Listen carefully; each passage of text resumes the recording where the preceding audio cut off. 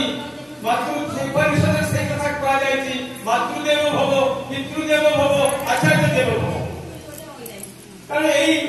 ठाकुर कहते पिता माता की भक्ति जानिता प्रथम सिद्ध भाव ताहारी ऊपर बजे उठे जीवन स्वभाव पिता माता आपको इस दुनिया रे जो मातृ पिता माता आ आचार्य वा गुरु तांको ए संसार रे बाद में जीवन रे के बड़ देई नै तारे ठाकुर आइडियोलॉजी जीवन दर्शन मूल कथा होती पिता माता गुरु कारण ताकर मूल जो नीति ठाकुर एटा होछि ठाकुर कारण आज मु वर्तमान से परम पिता का आत्मचरण निवेदन करिवि सेई कथा भयंकर जो पिता से जो ठीक था खुशी था ताका आत्मार सद्गति आउ ए परिवार परिवार समस्त सुख शांति आनंद रे रहंतु परम पिता का अदर्शन करुणा ताका परिवार ऊपर ओगाड़ी पड़ू तसे तो सत्संग योगदान करने प्रत्येक माँ भाई समस्त शारीरिक कल्याण आज जो पंचम दिवस मात्र सत्संग प्रसंग होची लक्ष्मीधर भाई कहते वैथी वैवाहिक जीवन वैथी वैवाहिक जीवन वैथी माने विधि मुताबिक विधि अनुसार जो विवाह अनुचित है आगे जो मुनि ऋषि माने आज भारत वर्षर से जो दशविध संस्कार व्यवस्था करथिले ता भीतर विवाह संस्कार होछि सबठार श्रेष्ठ विवाह संस्कार ए विवाह संस्कार ताकू विवाहटा होछि माने सबठार गुरुत्वपूर्ण ताकू से तो दिव्य दृष्टा से भविष्यवाणी प्रदान करी समग्र विश्ववासी सतर्क करी कहथिले दुनिया सामने रे सर्वनाश आसुची जहा तुलनारे महायुद्ध लोकक्षय संपदर क्षय किछि नै अवस्था देखि मने हुए मनुष्यत्वर मूल बुनियाद लोप पाइला किछि असंबंध नुहे आपण माने दीक्षा शिक्षा विवाह ए तीनोटी विषय ठीक करि दियो तो सब ठीक हे जियो पुनश्च ठाकुर कहउछंती यदि परिवार समाज राष्ट्र कल्याण चाहो तबे वैशिष्ट्य पर वैदिक परिचय प्रतिष्ठित करो आ सुप्रधान संपद नतुबा शैली विचार पैसाचिक आक्रमण रे तुमको निशेष कर होई करिवो सावधान विवाह खेलना भाव नहीं जो कि तुम जीवन नाउ ग्रहण करिवो कारण विवाहटा एते गुरुत्वपूर्ण है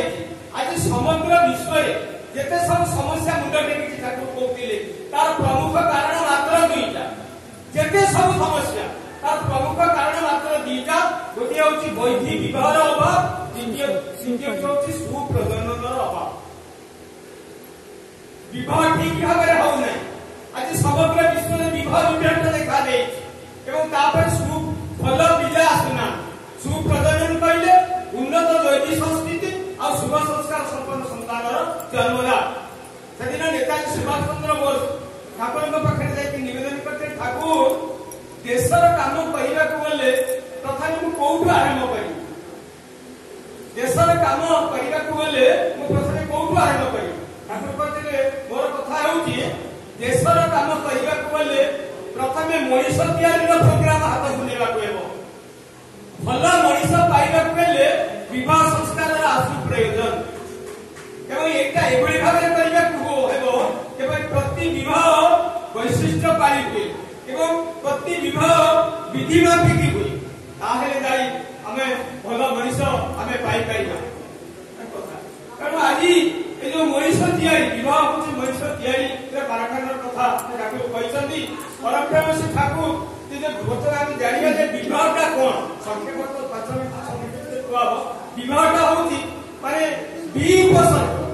बहु खातिर भय प्रत्य युवक रे जे विवाह शब्द उपनै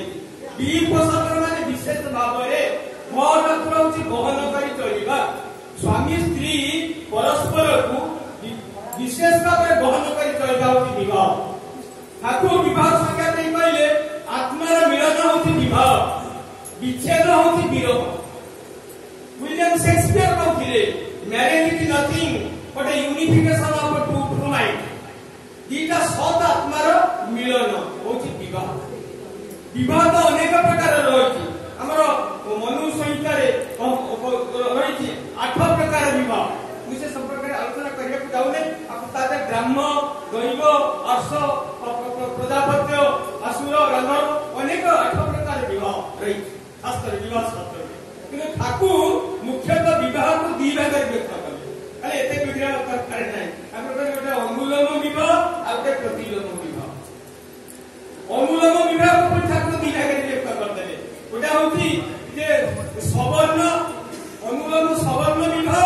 अनुलोम असवर्ण विवाह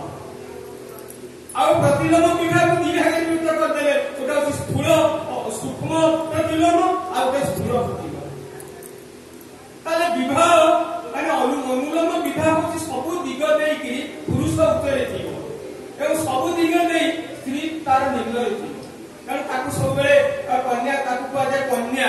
से सब कनिष्ठ और सब विषय से कनिष्ठ कारण उडा गोइथी विवाह करिबा को गेले एई विवाह संस्कार करिबा को गेले तार विशेष करी लक्ष्य देया केबो ई चारिटा पांचटा कथा उतरे गोत्र वर्ण वंश विद्या रूप गुण इनके अनेक किसी विचार करने प्रथमतः गोत्र गोत्रटा हूँ इम्पोर्टाट कथा सम गोत्र में विवाह कदापि करेंगे ना जो भी विवाह आप देखा पचारे तुम गोत्र कौन गोत्र जब एका होगा तो बंद करदे से जाओ जातक देखा आवश्यकता नहीं गोत्र वंश वर्ण बयस विद्या बुद्धि रूप गुण आप जानते कन्या ये विवाह कथा रही कन्या बर रूपम माता वितम पिता सुतम बांधवा कुलमिच्छन्ति मिष्टान्नम इतरेण माने कन्या कौन चाहे गोटा गोटे बरटा रूपवान रही माता चाहे माता वितम माता को बहुत गुड़े धन संपत्ति गोटा पिता कौन चाहे गोटा गोटे भल योग्य होइतब आ बांधव बंधु बांधव माने कौन चाहे को कुल क्या घरे बाहर भल वंशटी भल कुल सी चाहे साधारण लोक बाहर कौन ना खाଇବା ପିଇବା ଭଲ ହବ ତ ମିଠା ପିଠା ଦବ ତ ମିଷ୍ଟାନ୍ନ ଇତ୍ୟାଦି ଜଣା ତେଣୁ ଏ କଥାଟା ଏସବୁ ରହିଛି ତେଣୁ ବିବାହ ମାନେ ଏତେ ଗୁରୁତ୍ୱପୂର୍ଣ୍ଣ କଥା ଯେ ସେଇ ସମ୍ପର୍କରେ ଠାକୁର କହିଲେ ବିବାହର ଉଦ୍ଦେଶ୍ୟ କଣ କାହିଁକି ବିବାହ କରାଯାଏ ବିବାହ ଠାକୁର କହୁଛନ୍ତି ଉନ୍ନୟନ আর সুপ্রজনন এই তো বিয়ের মূল যেমন তেমন করি বিয়ে পরিষ্কার করব বিবাহর উদ্দেশ্য হচ্ছে উন্নয়ন উন্নতি হব আর সুপ্রজনন হব মা কোଳରେ ଗୋଟେ ଭଲ ପିଲା ଆସିବ এবং সে বিবাহ দ্বারা সে পরিবার বর্ধন মুখর হব উন্নতি প্রবণ হব এইটা হচ্ছে বিবাহর উদ্দেশ্য ঠাকুর পাইবে কারণ আমি এই যে ঠাকুরঙ্কর লক্ষ্মীধর ভাই কহিଥିଲେ যে বিবাহ যে ঠাকুর তো করিଥିଲେ আপন মানে জানিছন্তি সে তলে 18 ବର୍ଷ বয়সରେ কହୁଥିଲେ পড়ুଥିଲେ পাবনা ইনস্টিটিউটর উচ্চ ইংরাজী বিদ্যালয়ে 18 ବର୍ଷ বয়স এবং সে ষোড়শী বালাকে বিবাহ করতে রামগোপাল চক্রবর্তী তথা তিনহি দেবীଙ୍କର ଯୋଉ ଅଲିଅଳି କନ୍ୟା ଷୋড়ଶୀ ବାଳାଙ୍କୁ ତାଙ୍କୁ ବର୍ଷ 12 ବର୍ଷ ଠାକୁରଙ୍କର ବୟସ 18 ବର୍ଷ ତାଙ୍କର ବିବାହ ସୁନ୍ଦର ଭାବରେ ସେ କହୁଥିଲେ ବାହାଘର ବିବାହର ତାଙ୍କର ହେଇଗଲା ଏବଂ ଆପଣ ଜାଣିବେ ଖାଲି ବିବାହର ମାନେ ଯେତେବେଳେ ଏଇ ବାଳିକା ବଧୂ ବୋହୂ ହୋଇକି ଆସିଲେ ଶାଶୁ ଘର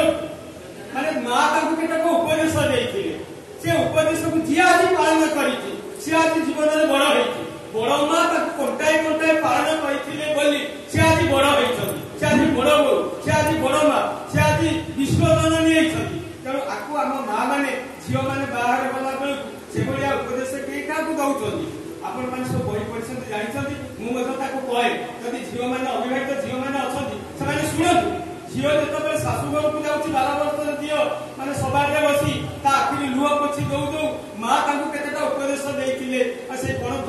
ତଳେ ରଖି ବୁଝେଇ ପୋଳେଇ ତାକୁ ଉପଦେଶ ଦେଇଥିଲେ କଣ ସେ କହିଥିଲେ ମା ଶାଶୁ ଘରକୁ ଯାଉଛୁ ଲାଜ ଶରମ କରି ଚଳିବୁ କେହି ଯେପରି ତୋତେ ନିର୍ଲଜ୍ଜ ବୋଲି ନିନ୍ଦା ନ କରେ ବାପ ମାର ଦୋଷ କେହି ନ ଦେଖାଏ ମୁଣ୍ଡରେ ସବୁବେଳେ ଓଢ଼ଣା ଦେଇ ଚଳିବୁ ଶାଶୁ ଛଡା ଆଉ କାହା ସାଙ୍ଗରେ ବେଶୀ ଗପସପ କରିବୁ ନାହିଁ ଯିଏ ତୋତେ ବିନା ଦୋଷରେ କହିଲେ କି ତୁ ଚୁପ୍ ରହିବୁ ମୁଖର କେହି ଶତ୍ରୁ ନାହିଁ ମା ଯିଏ ସହେ ସେ ରହିବ ମନେ ରଖିବେ ଅଣ୍ଡରଲାଇନ ଯିଏ ସହେ ସେ ରହିବା ଜଣେ ଗୋଟେ ବଡ ମା ଆଜି ସବୁ ସହି ହୋଇ ସେ ଆଜି ଏତେ ବଡ ଆସନ ଅଳଙ୍କୃତ କରିଛନ୍ତି ତାଙ୍କର ଆଈ ମା ଥିଲେ ଆଈ ମା ପାଖରେ ମା ତ ଏତେ ଉପଦେଶ ଦେଲା ମୁଁ ଗୋଟେ କିଛି କହିବି ନାହିଁ ଆସିବି ମୋ ପାଖକୁ ମୁଁ ଗୋଟେ ତତେ ଗୋଟିଏ କଥା କହୁଛି ବୋହୂ ହେଇଯାଇଛୁ ତତେ ଗୋଟେ ମହାମନ୍ତ୍ର ମୁଁ ଦଉଛି ମନେ ରଖିବୁ ଜାଣେ ନା ପାରେ ନା ନାହିଁ ତ ଘରେ ଏ ତିନି କଥାକୁ ଦେବତା କରେ ଆକୁ ଭୁଲି ଯିବୁନି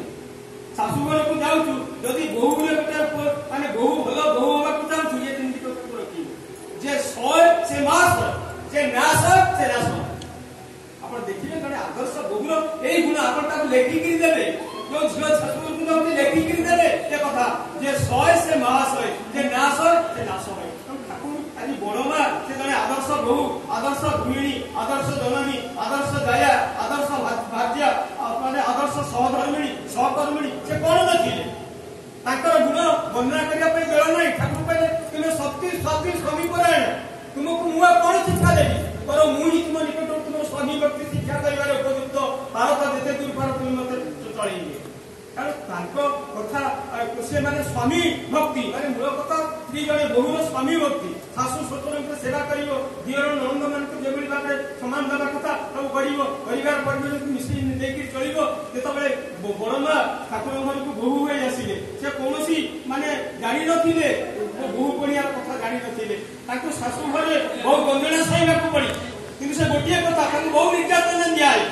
ତେଣୁ ସେ କେବଳ ଗୋଟିଏ କଥା ସହିବା, ପାଟି ଖୋଲୁନଥିଲେ। ସେ ଯୋଉ କହିଲେ ମୁଖର କେହି ସ୍ୱତନ୍ତ୍ର ନାହିଁ ବା ସେ ସହିଲେ, ସବୁବେଳେ ମୁଖ ହେଇ ରହିଥିଲେ। ତାକୁ ଅନେକ କଥା ସେ ଅଛି, କାହାକୁ ଉତ୍ତର ଦଉନଥିଲେ, ପ୍ରତି ଉତ୍ତର ଦଉନଥିଲେ। ସେ ଆଜି ବଡମା ହେଇଛନ୍ତି। ସେ ଠାକୁର କହିଲେ ସ୍ୱାମୀ ଭକ୍ତି, ମାନେ ବୋହୂର ପ୍ରଥମ କଥା ହଉଛି ସ୍ୱାମୀ ଭକ୍ତି। ସ୍ୱାମୀ ଭକ୍ତି ରଖିବ ଅତି ଇଷ୍ଟନିଷ୍ଠା ଅନ୍ତରେ, ଜାଣିତା ଝିଅ ଏଇ ତ ଅସଲ ସ୍ୱସ୍ତି ଆଣେ ଦେବତାରେ। ସ୍ୱାମୀ ଭକ୍ତି ସବୁଠାରୁ ବଡ କଥା। ଠାକୁର କହିଲେ ଗୋଟେ ମା କୋଳରେ ସୁସନ୍ତାନ ଆସିବ କେମିତି? ଠାକୁର କହୁଛନ୍ତି ପାପୁଲିରେ ଲୋମ ଉଠିବା ବରଂ ସମ୍ଭବ ହେଇପାରେ, କିନ୍ତୁ ସ୍ତ୍ରୀର ସ୍ୱାମୀ ଭକ୍ତି ବିନା ସୁସନ୍ତାନ ଲାଭ କରିବା ସୁଦୂର ପରା। ସ୍ୱାମୀ ଭକ୍ତି ନ କରିକି ପିଲା ସ୍ୱାମୀକୁ ଦେବତା ଜ୍ଞାନ କରେ ଯେଉଁ ନାରୀ, ଦେବୋପମ ସୁସନ୍ତାନ ଜନ୍ମ ଥାଏ। ତେଣୁ ସ୍ୱାମୀକୁ ଦେବତା ଜ୍ଞାନ କିଏ କରୁଛି? ସ୍ୱାମୀ ସେବା କିଏ ପାଳନ କରୁଛି? ଆପଣ ସ୍ୱାମୀକୁ ଏତେ ଆପଣ ମାନେ ସବୁ ମା ମାନେ ସବୁ ମାନେ ବାଥରୁମ ସମ୍ମେଳନରେ ବିଶ୍ଳେଷଣ କରୁଥିଲେ। ଥରେ ବଡ ମା ମାନେ ବସି ମାନେ ଗୋଟେ ପରିଚାଳନା କରୁଛନ୍ତି, ଗୋଟେ ମାତୃ ସମ୍ମିଳନୀ ପରିଚାଳନା କରୁଛନ୍ତି, ମାନେ ପ୍ରିଜାଇଡ୍ କରୁଛନ୍ତି, ଶରତ ଭାଇ ଆଜି କରୁଛନ୍ତି। ସେତେବେଳେ ଠାକୁରଙ୍କର ଦେଖିଲେ ଘଣ୍ଟା ଭୋଗର ସମୟ ହେଇଗଲା, ବଡମା ଉଠି ପଡିଲେ। ଉଠିଗଲେ କଣ? ଦେଖ ତୁମେ ଯାହାକୁ ନେଇ ଆଜି ସତ୍ସଙ୍ଗ କରୁଛ ତାଙ୍କର ଭୋଗର ସମୟ ଉପକୃତ ହେଇଯାଇଛି, ମୁହୂର୍ତ୍ତେ ସୁଦ୍ଧା ମୁଁ ଏଠି ରହିପାରିବି ନାହିଁ। ତାହେଲେ ଛୋଟ ଯା ଗୋଟେ ଥିଏଟର କରୁଛନ୍ତି ଆଶ୍ରମରେ, ବଡ ମାଙ୍କୁ କୁହାଯାଇଛି ଆପଣ ଯାଇ ଥିଏଟରରେ ପହଞ୍ଚିବେ, ତାକୁ ଇନାଗୁରେସନ କରିବେ, ଆପଣ ଦେଖିବେ, ତାପରେ ଥିଏଟର ଆରମ୍ଭ ହବ। ହଁ ମୁଁ ଯିବି ଆଜି ଥିଏଟର ହଉଛି, ଛୋଟ ଯା କହିଛନ୍ତି, ନିମନ୍ତ୍ରଣ କରିଛନ୍ତି। ସମସ୍ତେ ଅପେକ୍ଷା କରିଛନ୍ତି, ବଡ ମା ଯାଉନାହାନ୍ତି, ଥିଏଟର ଆରମ୍ଭ ହଉନି। କେତେବେଳେ ଆରମ୍ଭ ହବ, କେତେବେଳେ ଆରମ୍ଭ ହବ? ସମସ୍ତେ ଘଣ୍ଟା ଦେଖୁଛନ୍ତି। ଛୋଟ ଯା ତାଙ୍କ ପାଖକୁ ଲୋକ ପଠେଇଲେ, ଯା ବଡ ମା ଟିକେ ଡାକି ଆଣେ, ଥିଏଟର ଆରମ୍ଭ ପୁରା ବିଳମ୍ବ ହେଇଯାଉଛି। ବଡ ମା କହିଲେ କଣ ହେଲା ନା ତମର ଗଲେ ପୁରା ଥିଏଟର ଆରମ୍ଭ ହବ ନା? ଶୁଣ, ଏପର୍ଯ୍ୟନ୍ତ ଠାକୁରଙ୍କର ଭୋଗ ଲାଗିନାହିଁ, ବର୍ତ୍ତମାନ ଭୋଗ ନ ହବା ପର୍ଯ୍ୟନ୍ତ ଯମ ଯଦି ଆସି ମତେ ଡାକେ ମୁଁ ଯାଇପାରିବି। ଇଏ ହଉଛନ୍ତି ତ ସେ ବଡ ମା। ଠାକୁର ବଡ ମା ସହିତ ଯୋଉ ସମ୍ପର୍କ ଆପଣ ସବୁ ପଢି ଜାଣିଛି, ସମ୍ପର୍କ ଚାଲି ଯାଉଛି। ତେଣୁ ସେ କଥା ବର୍ଣ୍ଣନା କରି ହବ ନାହିଁ। ତେଣୁ ସେ ଆଜି ସେଇ ସକାଶେ ଆଜି ବଡ ହେଇଛନ୍ତି। ସେଦିନ 1937 ମସିହାରେ ମା ମନମୋହନ ଦେବୀଙ୍କର ଦେହାନ୍ତ ହେଇଛି, କାନ୍ଦୁଛନ୍ତି, ମା ଶବ ପଡିଛି, ଠାକୁର କାନ୍ଦୁଛନ୍ତି, ମାଙ୍କ ଶବ ଉପରେ ଆଙ୍ଗୁଳି ପଡି ମୁଣ୍ଡ ଉପରେ ମଥାରେ ହସ୍ତ ସଞ୍ଚାଳନ କରି କାନ୍ଦୁଛନ୍ତି ବଡ ମା। ସେତେବେଳେ ହଠାତ୍ କାନ୍ଦ ବନ୍ଦ ଦେଖିଲେ ଠାକୁର ବଡ ମା କାନ୍ଦୁଛନ୍ତି। ସେତେବେଳେ ଟିକେ ସେ ଆଖିର ଲୁହ ଆଉ ଛାତିର କୋଣକୁ ଚାପି ଧରି ବଡ ମା କହୁଛନ୍ତି, ଠାକୁର କହୁଛନ୍ତି ବଡ ବୋଉ ଆଜି ମୋର ମା ଚାଲିଗଲେ, ଏ ପରିବାର ଏ ଯୋଉ ଶାସ୍ତ୍ର ଆଜି ମା ଛନ୍ଦ ହେଇଗଲା। ତେଣୁ ତୁମେ ଆଜିଠାରୁ ଏ ପରିବାରର ବୋହୂ ନୁହଁ, ତୁମେ ଏ ପରିବାରର ମା। ତେଣୁ ତୁମେ ଆଜି ସେଇମାନଙ୍କୁ ତୁମ କୋଳରେ ସ୍ଥାନ ଦେବ, ସେମାନଙ୍କର କଥା ତମେ ଆଜି ବୁଝିବ। ତମେ ଆଜି ସେଇ ବଡ ମା ହେଲ। ତେଣୁ ସେଇ ଦିନ ଠାରୁ ସେ ଆଜି ବଡ ମାର ଆସନ ଅଳଙ୍କୃତ କରିଛନ୍ତି, ବଡ ମା ଡାକିଛନ୍ତି। ତେଣୁ ଠାକୁର କହିଥିଲେ ସେ କେବଳ ବଡ ପ୍ରକାର ମା ନୁହେଁ, ସେ ତୁମର ମା, ମୋର ମା, ସାରା ଜଗତର ମା, ସେ ବିଶ୍ୱ ଜନନୀ। ମୁଁ ତାଙ୍କୁ ପ୍ରଣାମ କରୁଛି। ବନ୍ଦେ ପୁରୁଷୋତ୍ତମ ଜୟ।